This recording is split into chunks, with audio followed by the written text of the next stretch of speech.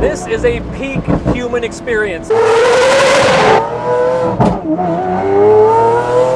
Hey guys, welcome back to my channel. Today we are in a Lamborghini Aventador S Roadster. With all these hybrid cars and EVs coming out, this battery technology that really hasn't been the most reliable and has been sort of soul-sucking for the car industry. Ferrari 296, Ferrari SF90, McLaren Artura, the new Lamborghini Vuelta, which replaced this car, which is also a hybrid. While those are very impressive cars, but maybe take a step back and think, would you want one of these instead? So I want to explore the old school feel of supercars, even though this is of course a modern car, just a good old-fashioned fat V12. An absolute insane car. We're gonna take it out today and experience potentially the greatest supercar of all time. If you're not subscribed to my channel, please consider subscribing. If you'd like to see all my future supercar content, including plenty of car reviews to come.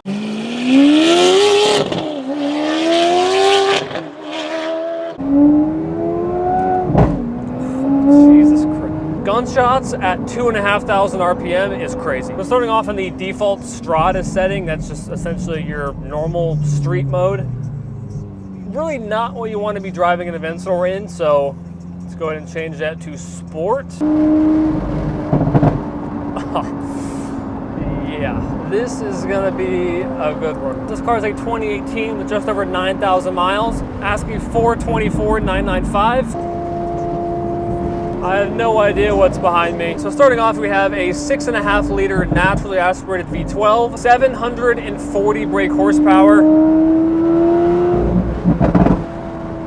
0 to 60 in 2.9 seconds,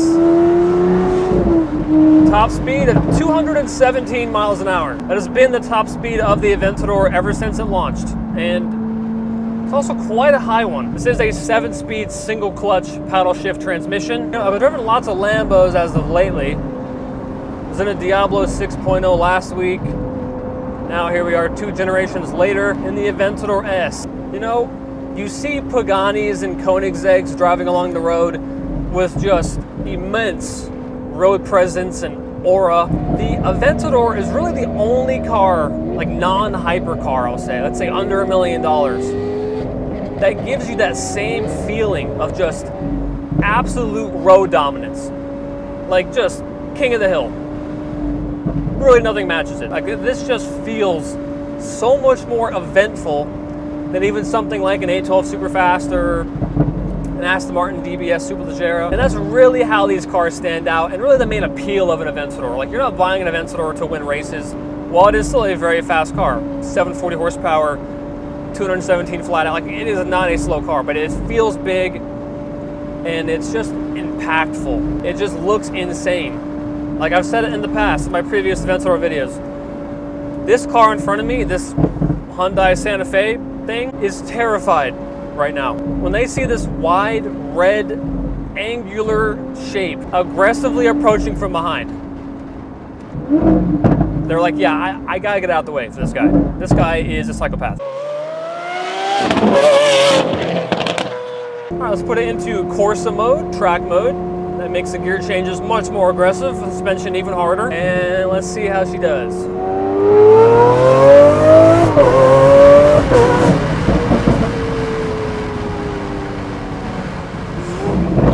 I don't think my heart has ever beat faster than it is right now.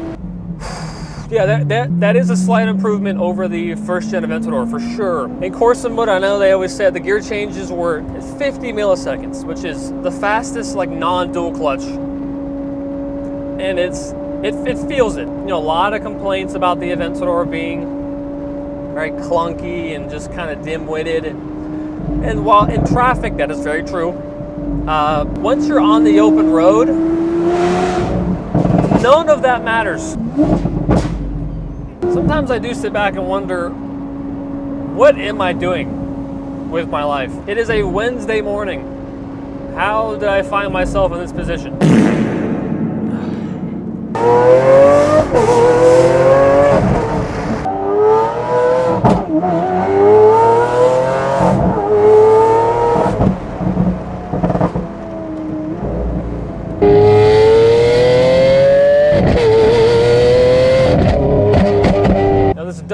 have some sort of aftermarket exhaust on it. We had it up on the lift yesterday and there was no branding anywhere. So this car is rough. You know, it's not for the faint of heart. The wind noise is quite bad. I'm 6'4", and while I now have 93 million miles of headroom, the rest of the cabin is pretty tight. Not as tight as the Diablo from last week, but it's not what you call comfortable. My head is even with the windshield. Makes for it, oh God, which makes for an interesting view out. You know, at stoplights, you kind of gotta break your neck. While I do think it is the prettiest Aventador ever made, I also think it's the least aggressive looking. The front end looks, dare I say, softer compared to the first gen. The first gen just had this really kind of basic, just classic, mean look to it. At the S, I feel like it's a little bit more rounded in the front. So I do feel like it's not quite as aggressive, obviously, as, of course, the SV and SVJs, but I do think it is a very elegant design, which is not really something that you'd call a Lamborghini.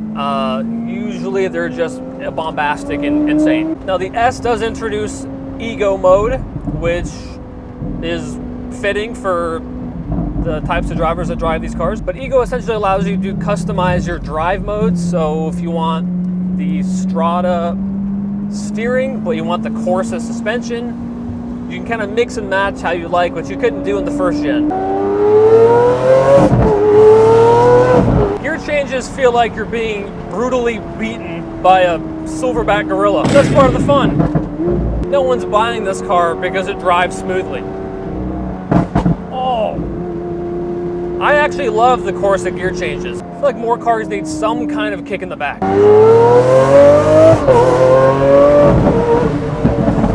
Oh, baby. This is a peak human experience. Oh.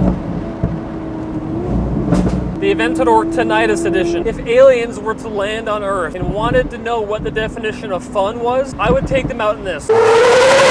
If you showed somebody this car in the 1800s, they would die instantly. Their mind wouldn't be able to comprehend anything, and they would just shatter. The steering actually has a decent amount of feel through it. Steering is nicely weighted. It's not super numb like a lot of the modern cars. This car does weigh about 2 tons, and it does feel that. And you know, with all this new hybrid technology coming out that just tends to be very I can't even talk. Very maintenance heavy, right? The 296s, SF90s, they all seem to have issues. The Arturas, I mean, McLarens already have issues. McLaren can't even make a reliable non-hybrid. So hybrids are gonna be just catastrophic for them. And while they are very fast and pretty impressive performance-wise, it's just, some people seem to really like the simplicity of just a combustion engine and that's it. A big fat V12. Can we just go back to that, please? Now, the Revuelto is a hybrid, of course, and a V12 hybrid, which is nice, 1,000 horsepower. But even still, I've heard multiple issues. We have multiple customers that have had issues with their Revueltos already. You might want to go back, take a step back, and consider one of these. An Aventador for about half the price of a Revuelto. Just about. And also, the V12 Lamborghini market always tends to appreciate in value at some point. Like Countachs right now are going crazy. Diablos, as we discussed last week, are starting to go crazy. I mean, I'm talking like $600,000-$700,000 cars.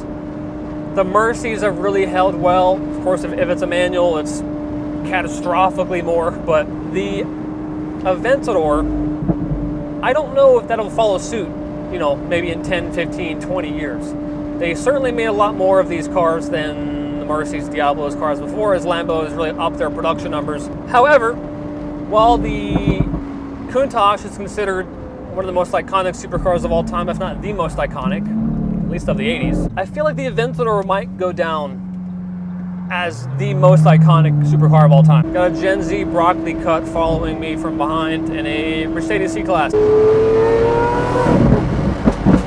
Goodbye. The impact that the Aventador has had on car culture, the car community, all the car spotters, every car show, you pull up in, really any V12 Lambo, but if you pull up in an Aventador, you just get automatic like crowds surrounding. I was leaving at Cars and Coffee one time in an Aventador and I saw multiple like 13-year-old broccoli cut kids with the socks and Birkenstocks chasing after me, and 2 of them tripped and fell. Like while they were full on sprinting, because they just wanted to get a shot of it leaving. And this is how the Aventador was supposed to be experienced, with the top down.